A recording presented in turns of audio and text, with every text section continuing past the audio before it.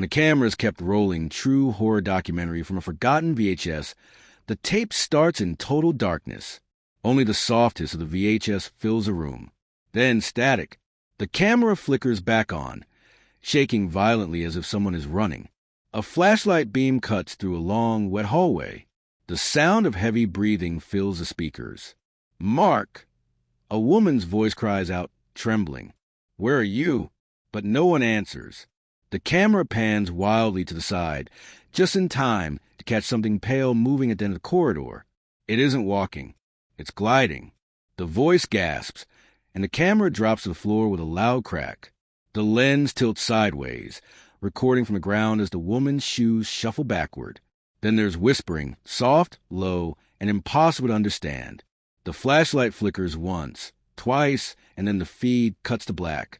The tape keeps running. The camera is kept rolling. That's where the nightmare began. The story of Redwood Asylum started like any other small-town news assignment. In 1994, Channel 8 in Dayton, Ohio, was filming a local documentary series called Forgotten Places of America. They were a tiny crew, just 4 people. There was Mark Collins, the camera operator, Jenna Price, the reporter, Ben Rivers, the sound guy, and Claire Thompson, their producer. The team had already filmed stories about empty schools and closed-down factories. But Redwood Asylum was different. Everyone in town said the place was cursed. It had closed in 1979 after strange patient deaths and unexplained fires. Kids dared each other to sneak inside, and adults crossed the road rather than drive past it. But when Jenna pitched the asylum as a feature episode, the station jumped at it. "It'll boost ratings," the manager said. So they packed their gear and headed out there on a Friday night. The asylum sat at the edge of Redwood Forest.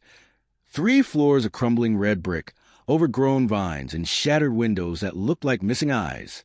They arrived just before midnight. The cold fog hung thick around their van. Claire made a joke to lighten the mood. "Well, at least if something happens, we'll have it on camera." Mark laughed, but Ben didn't. He kept glancing at the tree line, saying he heard something moving out there. Once inside, everything smelled of mold and dust. The halls were covered in graffiti and old hospital charts scattered across the floor. The air felt heavy, like it hadn't moved in decades.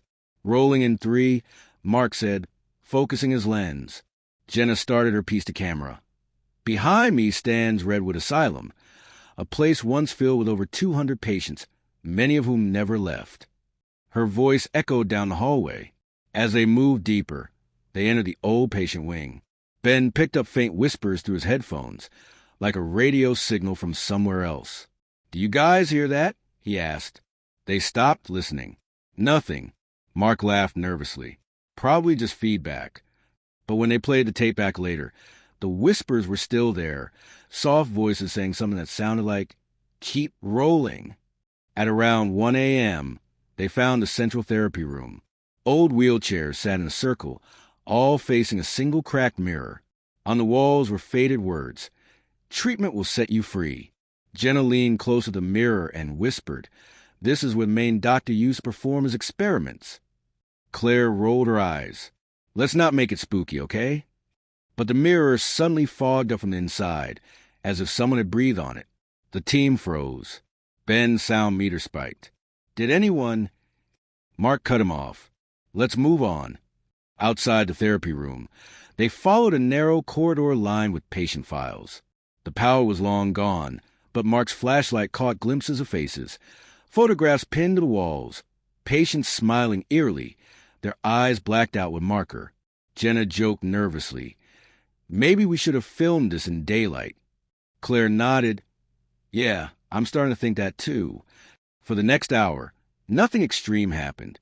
They filmed dusty rooms, peeling paint, and even found a bird's nest in one of the old sinks. The tension eased. Ben started humming an old tune, and Claire laughed about how silly the ghost stories were. "See? Just an old building," she said. That was the low point, the calm before it all changed. Then at 2:12 a.m., Mark's camera battery suddenly drained. "That's weird," he said, shaking it. "I just replaced it." He switched to a backup battery. It died too instantly. The only thing still working was Ben's audio recorder, and through it he heard something new, a woman's voice whispering, "Don't stop filming." Jenna's hands began to shake. "That's not funny, Ben." He held up the recorder. "It's not me." Claire looked down the hall. The door at the far end had slowly opened on its own. Inside that room, something faint glowed like the static of a TV screen. Mark grabbed another camera from a bag, the oldest one they had, a VHS model. It flickered but worked. "Keep recording," he muttered, pointing it toward the open door. The hallway felt endless as they walked toward the light.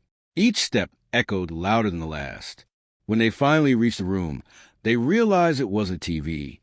It was a single mirror, just like the one from before, reflecting light from nowhere. The VHS camera began to glitch, stretching the image like rubber.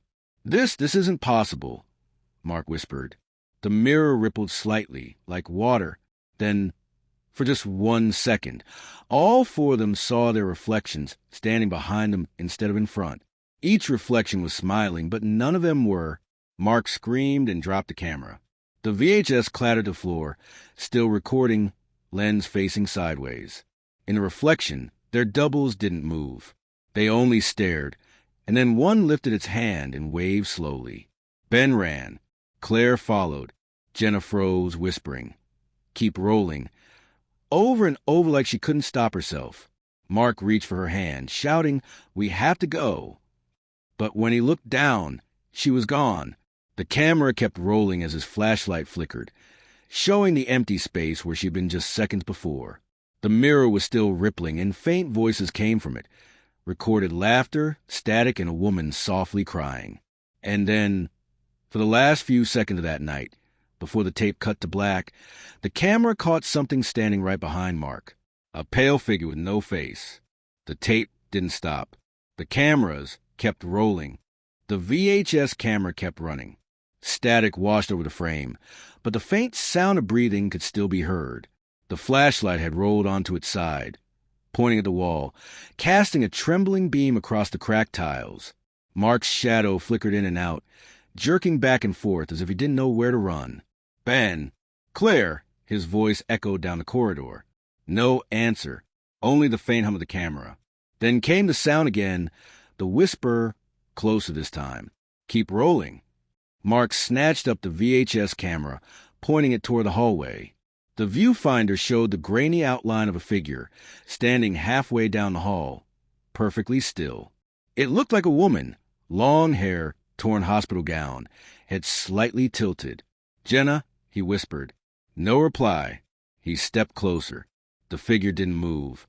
He took one more step, and the hallway lights flickered on for a split second, flooding the lens with harsh white. When the flicker ended, the hallway was empty. The sudden silence was worse than the whispers. Mark's breathing filled the tape. Then he heard something metallic dragging across the floor behind him. He spun around. Nothing. But the sound continued, like someone pulling a chain. It grew louder. He ran toward the exit sign, clutching the VHS camera to his chest. Halfway down the hall, he tripped on a falling gurney and crashed to the floor. The camera slid ahead of him, still filming. For a brief second, the lens caught something horrifying, a human shape crawling from one of the patient rooms, its joints bending the wrong way, its mouth open wide in a silent scream. The moment it touched the light from the flashlight, it vanished. Mark scrambled his feet and stumbled into the main hall. "Ben! Claire! Anyone!" he shouted. His voice echoed through the building, overlapping itself like there were two versions of him calling at once. From somewhere above, a door slammed shut. In the control room upstairs, Claire was hiding under a desk. Her hands shook as she held the walkie-talkie. "Mark, if you can hear this, don't look at the mirrors." Her voice cracked. "They copy you." She paused, her breathing ragged. "Ben's gone. The sound cut out. Then a new voice came through the static on the walkie-talkie. It wasn't Claire. It wasn't anyone he knew. It sounded like his own voice. "Don't stop filming." Mark's knees buckled. The hall lights began flickering in slow, uneven bursts. Each flash revealed something new. First, the empty corridor. Then, the old wheelchairs turning slightly. Then, for one horrifying instant, 3 shadowy figures standing behind him in perfect silence. When the light blinked again, they were gone. He bolted for the stairwell, tripping over debris and broken glass. He slammed open the door to the second floor and stopped dead. The walls were covered in photographs, hundreds of them. They showed the same 4 people, Mark, Jenna, Ben, and Claire. But in every photo, they looked different. Pale, smiling, standing somewhere deep inside the asylum. The strangest part? Some of the photos were dated 2007. He ripped one of the pictures from the wall and stuffed it in his jacket pocket. "This isn't real," he whispered to himself. "This isn't." Then, a sudden thud behind him. He turned and saw Claire standing at the end of the hallway. Her face was pale, her hair damp. "Claire," he gasped, running toward her. But as he reached her, his hand passed straight through her body like smoke. She faded, leaving behind a faint reflection in the air, like glass without a frame. The sound recorder on his belt crackled to life. "Mark," it was Jenna's voice now. "You were supposed to keep rolling." He froze. The sound came from nowhere and everywhere at once. "We're still here," she said softly. "We never stopped filming." Mark dropped the camera and ran.